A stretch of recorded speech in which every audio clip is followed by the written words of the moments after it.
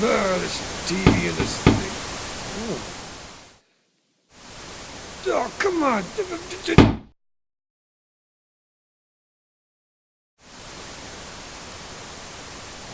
Don't. No, you don't. All right, hey, we're still at Origins Game Fair here in Columbus. I'm standing here with Randall of Catalyst Games. He's developer of a lot of the game titles here. He wears a lot of hats. He's going to teach us how to play the Duke, which I understand just released. Just released here at the show. It was actually a game that we had done through Kickstarter.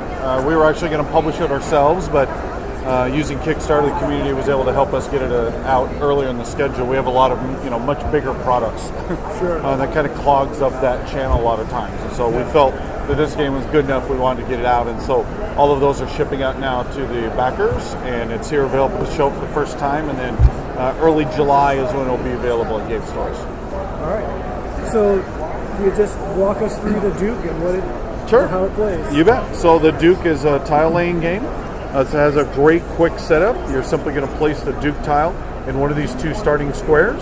You're then going to take two of your footmen, and they be placed fully adjacent in any pattern you want. You don't do any of the kitty corner. Once you're done, then you're going to start, and on your turn, you're going to do one of two things. One is you're either going to move a tile, or you're going to draw from your bag randomly. When I'm randomly drawing from the bag, if I pull it out, I'm going to place it fully adjacent to my Duke. And I also place it with the starting icon. So you have a starting icon image in the center, and then you have a reverse image. Okay? So the starting icon's always got to be up, so I place it there. So on my next turn, if I couldn't actually draw from my bag now in this situation because there is no spot to put the tile down. So I would first have to move, then I can go ahead and draw from the bag again. Okay? How you move is, this is basically the grid that corresponds to the game board, and it tells you everything that you need to know right on the tile. So for example, each of the filled in circles is just a standard move. So I can move here, I can move here, I can move here.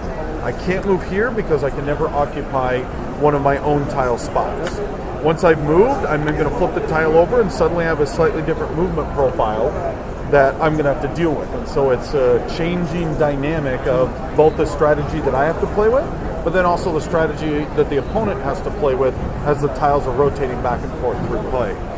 Some of the other icons that we have is you have the slide icon, which is basically an arrow. Allows you to go any distance that you want along a path. Once again, I cannot enter my own, and if I enter an opponent's, whether it's a slide or whether I'm simply moving like this, I'm then going to capture this piece.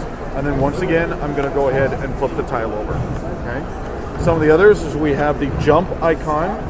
So normally in this situation, if I wanted to jump this or move this direction, if this was a filled-in circle, I wouldn't be able to do that because he's in the way. But because it's a hollow circle, I go ahead and jump right over that and ignore him. And I could jump over and capture if I wanted to, because I'm landing in that square. I'm going to get it.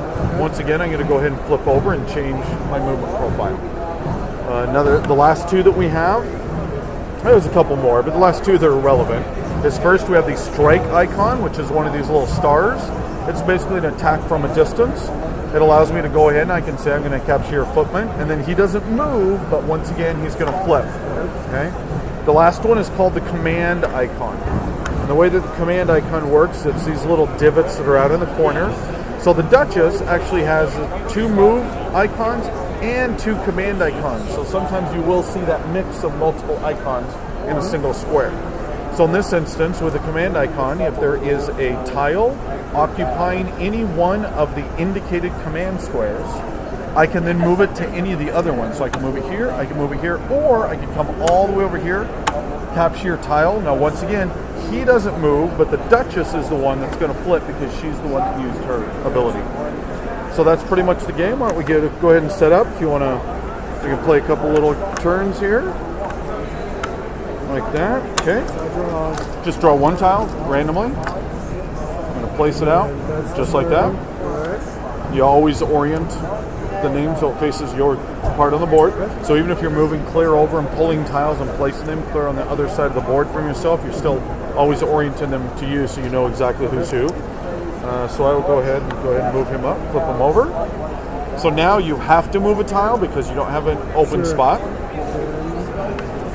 Yep, we'll go ahead and move him up there. Nice tile.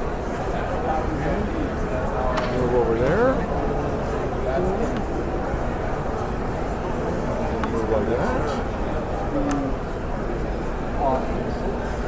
Get the knight into action. Alright, so this guy, is this a slide? Absolutely. So I can slide here and take Yep, him and out? take it, and then you're going to go ahead and flip him. And there you go. No worries. We'll go ahead and flip like that. Nice. Go ahead and take him. Now, if let's say this had actually happened here, Yeah.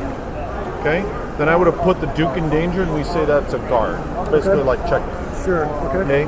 In that instance, you have to move the Duke. You have to get him out of danger, just like in chess. Okay. Okay. You also can't move your Duke into a guard position that would then force you to lose the game on the next turn. Gotcha. Okay. So back to you. So I will Nice. try this.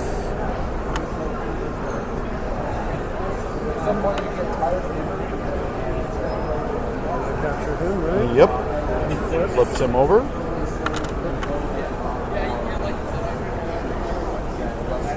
Alright, so let's try.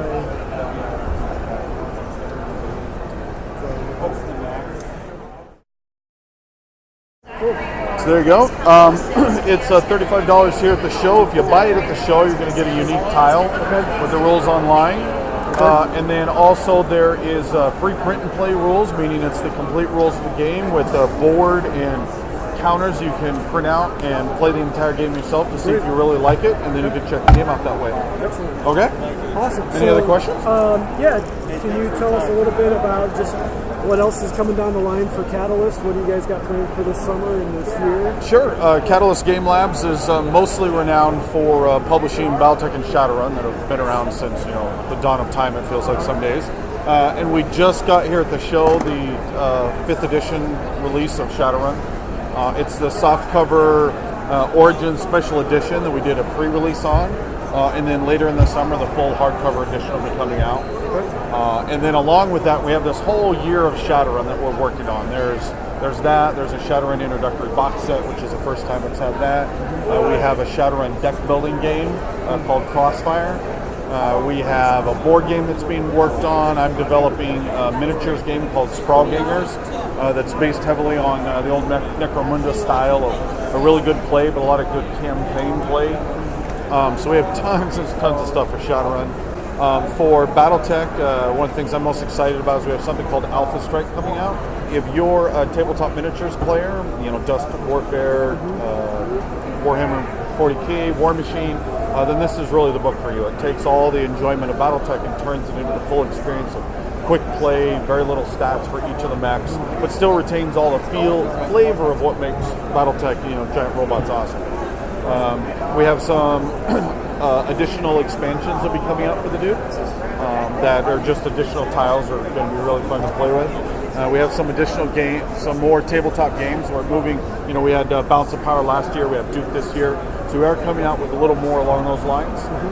And then Leviathans, we're hoping to get things back on track with that. We have, for those who followed Leviathans, it was quite the struggle to get the game out last year. It's mostly sold out. We're hoping to get a reprint going pretty soon, and then start the expansions will be coming out for that as well. Great. Well, hey, thanks so much for taking some time with us. Glad to come on with you. Again, we're here with Catalyst Games, Randall, and we're here at Origins, covering for Theology of Games. Peace out. Thanks for having me. Thank you. You bet. Thank you. Appreciate it. Thanks, guys.